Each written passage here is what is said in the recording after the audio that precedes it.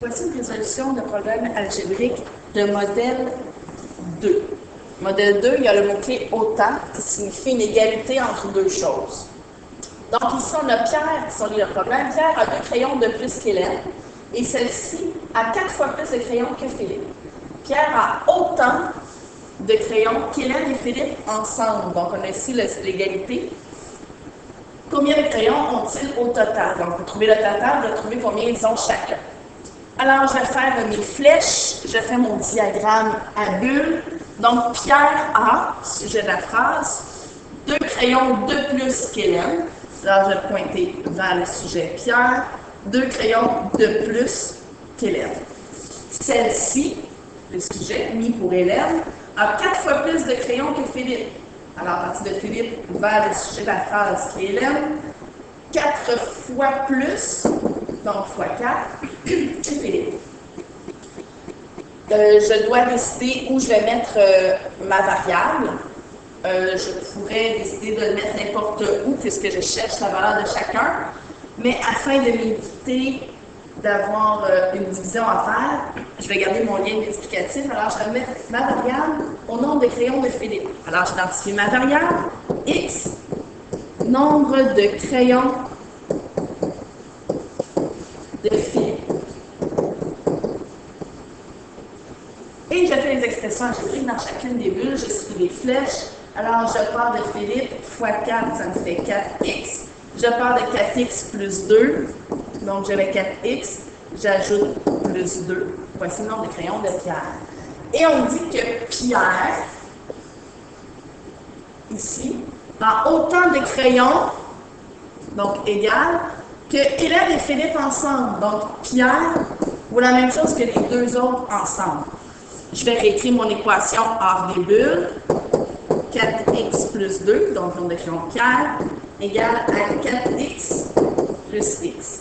Là, je sors de mon problème, je suis dans la résolution d'équation.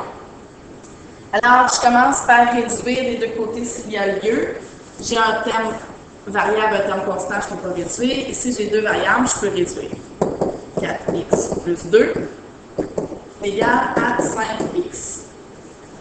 Ensuite, je vais éliminer la variable qui a des deux côtés. J'ai 4x et 5x. Idéalement, j'élimine la plus petite.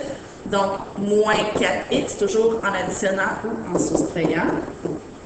Il me reste 2 est égal à 5x moins 4x, x.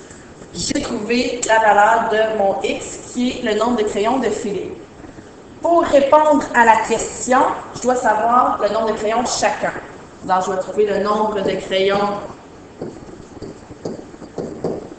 de Pierre et le nombre de crayons d'Hélène. Je vais écrire leur expression algébrique. Je retourne voir dans mes bulles. Hélène, c'est 4x. Pierre, 4x plus 2. Donc, 4x plus 2. Dans chacune, ici, des expressions, je vais remplacer le x par la valeur que j'ai trouvée ici, qui est 2. Donc, 4 fois 2 plus 2. Alors, lambda, je fais ma multiplication avant. 4 fois 2, 8.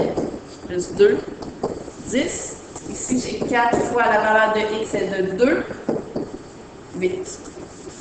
Je dois répondre à la question finale.